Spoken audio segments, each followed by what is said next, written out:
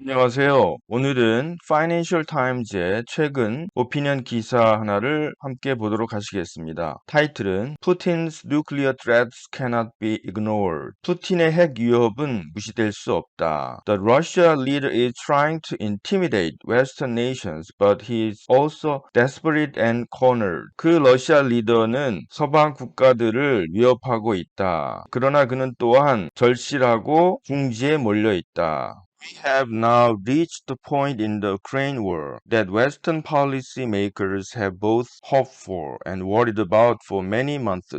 우리는 이제 우크라이나 전쟁에서 서방의 정책 이반자들이 바랬고 그리고 수개월 동안 걱정했던 그러한 순간에 이르렀다. Even as they made the decision to supply Ukraine with the missiles that changed the course of the war, U.S. officials were aware of the double-edged nature of their choice. 그들이 즉 서방의 정책 이반자들이 전쟁의 향방을 바꾸었던 미사일을 우크라이나에게 공급하려는 결정을 했을 때조차도 미국의 관료들은 double-edged nature, 그들의 선택의 양면의 칼날의 성격을 인식하고 있었다. As one of them put it back in May, the better the Ukrainians do, the more dangerous the situation will become. 그 관료들 중에 하나가 it는 우크라이나에 미사일을 배치하는 거죠. 그것을 put back, 연기하다, 오래 연기할 때, 지체하고 있을 때 다음과 같이 말했다. 우크라이나가 잘하면 잘할수록 그 상황은 더 위험스러워질 것이다 라고. That moment heightened opportunity and heightened danger has arrived. 높아진 기회의 순간과 높아진 위험의 순간이 이르렀다. After a series of Russian defeats, Vladimir Putin has called up more troops and once again threatened to use nuclear weapons. 1년의 러시아의 패배 이후에 블라디미르 푸틴은 더 많은 병력을 called up, 소집했고 다시 한번 핵무기를 사용할 것이라고 위협했다. Many Western pundits think Putin is bluffing. 많은 서구의 pundits, 전문가들은 푸틴이 허풍을 떨고 있다고 생각한다. bluffing, 허풍을 떨다. But policymakers are more cautious. 그러나 정책 당국자들은 더 조심스럽다. This weekend, Jake Sullivan, U.S. Joe Biden's national security advisor, reiterated that the Kremlin's nuclear warnings are a matter that we have to take deadly seriously. 이번 주말에 미국 대통령인 조 바이든의 국가안보 보좌관인 제이크 설리반은 반복했다. reiterated. 크렘린의 핵 위협은 우리가 아주 심각하게 받아들여야만 하는 문제다 라고 반복했다. The possibility of nuclear war has always loomed large in the White House calculations. 핵전쟁의 가능성은 항상 백악관의 계산에서 loomed large, 항상 커져왔다. And that is a good thing given that miscalculation could lead to Armageddon. 그리고 오산이 잘못된 계산이 아마겟돈 전쟁으로 이어질 수 있다라는 것을 고려한다면 that, 그것은 이 that은 앞에 있는 문장을 가리킨다고 볼 수 있겠죠. 즉 핵전쟁의 가능성은 항상 백악관의 계산에서 점점 커져왔다라는 그러한 사실은 좋은 일이다. 그렇게 생각하고 있다라는 것은 좋은 일이다. Those who insist that Putin is bluffing argue that going nuclear would be obvious folly. 푸틴이 허풍을 떨고 있다고 주장하는 사람들은 핵전쟁으로 가는 것은 folly, 명백한 어리석은 짓이라고 주장한다. A tactical nuclear strike against Ukraine would contaminate the region he claims to be liberating, and quite probably Russia itself. 우크라이나에 대항한 전술핵 공격은 he는 푸틴이 되겠죠. 푸틴이 해방시키겠다고 주장하는 지역을 오염시키게 될 것이다. contaminate. 그리고 아마도 러시아 자체도 오염시키게 될 것이다. It would also invite retaliation from NATO. 그리고 그것은 나토로부터의 보복 공격을 초래할 것이다. Even more so if a NATO member was attacked. 단 하나의 나토 회원국이라도 공격을 받는다면 더 그럴 것이다. But Putin is cornered. 그러나 푸틴은 지금 궁지에 몰려 있다. He is also immoral and reckless. 푸틴은 비도덕적이고 reckless, 무모한 사람이다. Using a nuclear weapon is clearly not his first choice. 핵 무기를 쓰는 것은 분명히 그의 첫 번째 선택은 아닐 것이다. But it might be his last roll of the dice. 그러나 그것은 그의 마지막 주사위를 던지는 것일 수 있다. If the alternative was humiliation and defeat. 만일 그 대안이 굴욕이고 패배라고 한다면 In a desperate situation, Putin might hope that the use of nuclear weapons would be such a profound shock to the West that it would force talks and concessions. 그러한 절망적인 상황에서 푸틴은 바랄 수가 있다. 뉴클리어의 사용이 서방 세계에 아주 심각한 충격이 되어서 such that 그 서방 세계가 회담과 concession, 양보를 하게 될 것이다 라고 바랄 수가 있다. The theory that using nuclear weapons can force an enemy to back down is part of Russian military doctrine and it is known as escalate to de-escalate.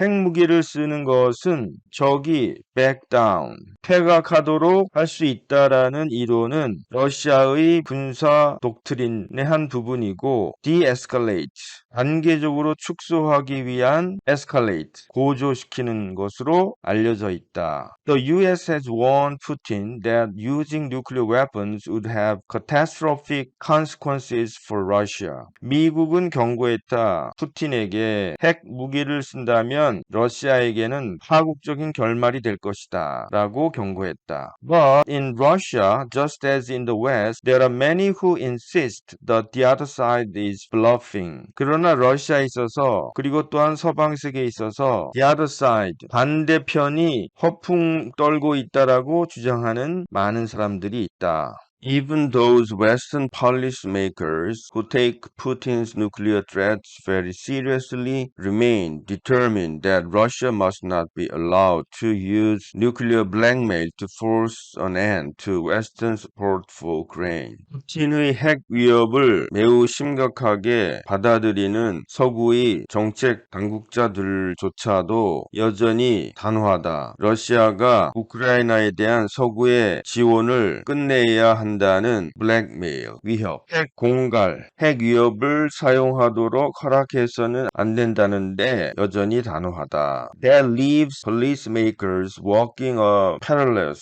tightrope. 그것은 that은 앞에 있는 문장을 말하겠죠. 정책 위반자들이 위험스러운 타이트한 로프를 걷도록 내버려뒀다. The aim is to provide enough support for Ukraine to allow Kyiv to defeat Russian forces without tempting the Kremlin to go nuclear. 그 목적은 우크라이나가 크렘린이 핵으로 가려는 유혹을 받지 않고서 키이브가 러시아 군대를 패퇴시키도록 할 만큼의 충분한 지원을 제공하는 것이다. The difficulty with that policy is that it struggles to answer the question, how exactly do we see this war ending? 그러한 정책에 있어서의 어려움은 그 어려움이 우리가 이 전쟁이 끝나는 것을 어떻게 정확하게 볼 수 있을까라는 그 질문에 대답하기가 힘들어지는 것이다. 그러한 정책에 대한 어려움 때문에 우리가 이 전쟁이 끝나는 것을 어떻게 정확히 볼 것인가라는 질문에 대답하는데 애를 쓴다는 것이다. There is much talk in the West about the need for a Russian defeat. 러시아의 패배를 위한 필요에 관해서 서방 진영에서 많은 대화들이 있다. But by this, you mean unconditional surrender. 그러나 이 this는 러시아의 패배가 필요함에 의해서 필요하다고 해서 필요에 의해서 그 많은 대화들 중 어떠한 것도 무조건적인 항복을 의미하진 않는다. 그 대화들 중 거의 어떠한 것도 무조건적인 항복을 의미하진 않는다. Rather, the war will have to end with a negotiated peace, either with Putin's regime or its successor. 오히려 그것보다는 전쟁은 푸틴 정권이든 혹은 그 다음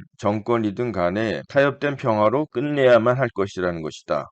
Russian president's war aims have already shrunk in a promising manner. 러시아 대통령의 전쟁의 목적은 이미 앞날을 약속하는 태도에서 shrunk, 위축되었다, 축소되었다. He started with the objective of toppling Volodymyr Zelensky's government in Kiev, but now defines the goal as the liberation of Donbass. 그는 푸틴은 키예프에 있는 볼로디미르 젤렌스키 정부를 무너뜨리려는 목적으로 시작했으나 지금은 돈바스 지역의 해방으로 그 목표를 규정한다. The US and its western allies say that Russia must be forced back even further to at least behind the lines from where it invaded. 미국과 서방 동맹국들은 말하기를 러시아가 훨씬 더 뒤로 퇴각해야만 한다고 말한다. 적어도 최소한 러시아가 침략했던 전선 뒤까지. The Ukrainian government, meanwhile, insists that Russia must be expelled from all occupied Ukrainian land.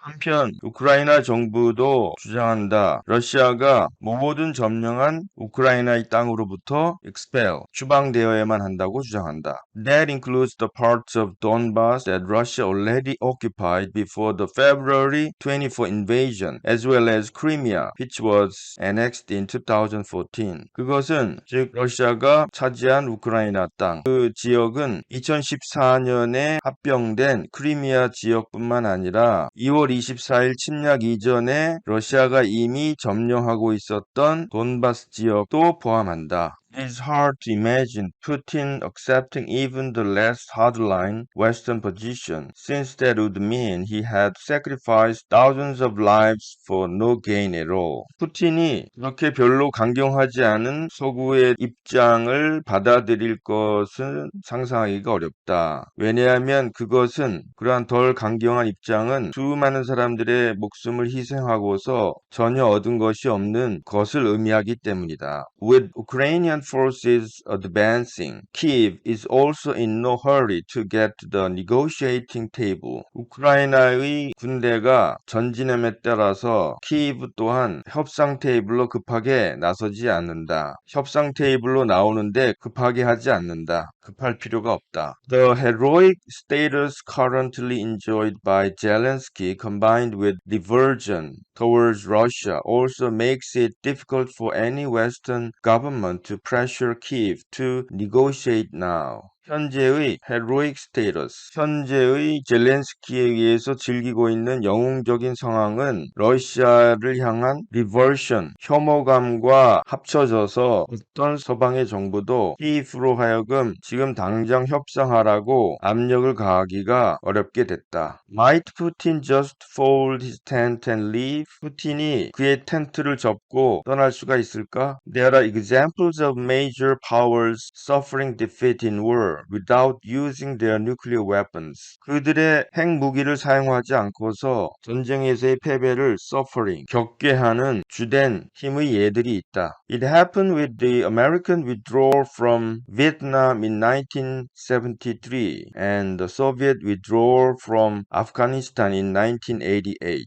그것은 미국이 1973년 베트남에서 철수한 것과 소련이 1988년 아프가니스탄에서 철수한 일이다. But in each case, the US and the USSR left behind friendly, albeit short-lived, regimes in Saigon and Kabul. 그러나 각각의 경우 미국과 소련은 비록 짧게 살았지만 사이곤과 카불에서 우호적인 정권을 뒤로하고 떠났다. And neither Washington or Moscow saw those bitter wars as existential. 그리고 워싱턴과 모스크바도 그러한 비참한 전쟁을 실제로 existential 본 적이 없다. 경험해 본 적이 없다. The Ukraine war going badly and would-be conscripts resisting the draft, the specter beginning to haunt Russia as that of 1917 when military defeat led to revolution. 우크라이나 전쟁이 실패로 끝나고 would-be conscript, would-be 뭐뭇이 되려고 하는 conscript, 징집병들, 즉 예비 징집병들이 draft, 그 선발을 거부함에 따라서 우크라이나의 전쟁이 상황이 안 좋아지고 예비 징집병들이 그 선발을 거부함에 따라서 러시아를 떠돌기 시작한 스펙트럴, 유령, 혼령, 불안한 기운은 군사 패배가 혁명으로 이어진 1917년의 death, 그것을 떠올리게 한다. But the subsequent Bolshevik coup, civil war and Stalinist dictatorship underline that internal turmoil in Russia brings its own dangers. 그러나 subsequent,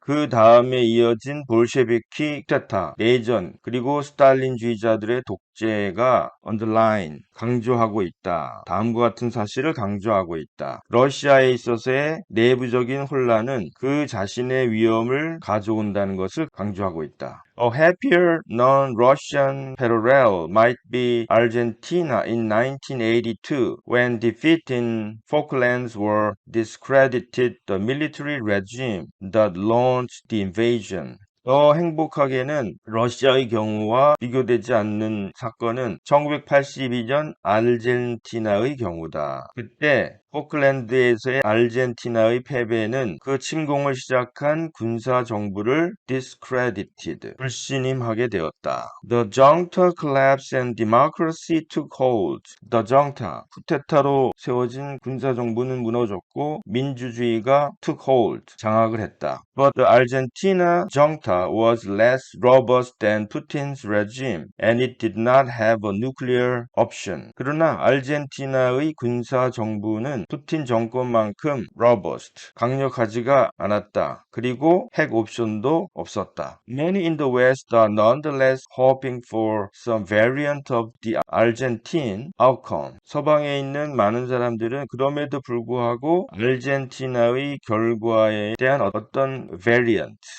변종, 어떤 변형된 아르헨티나의 결과를 바라고 있다. 즉 그것은 a defeat for Putin followed by the emergence of a more palatable and pliant Russian government. 그것은 푸틴의 패배다. palatable, 좀 더 구미가 당기고 pliant, 순종적인 러시안 정부의 출현, emergence, 출현에 따른 푸틴의 패배이다. That would be wonderful, no doubt. 그것은 말할 것도 없이 굉장한 일이다. But hoping for something does not make it more likely. 그러나 그 어떤 것을 바라는 것은 잘 될 것 같진 않다. And most of the alternative outcomes range between bleak and catastrophic. 그리고 대부분의 대안적인 결과는 bleak and catastrophic, 암담함과 파국적인 것을 다 포함하고 있다. range, 암담함과 파국적인 그 사이에 있다.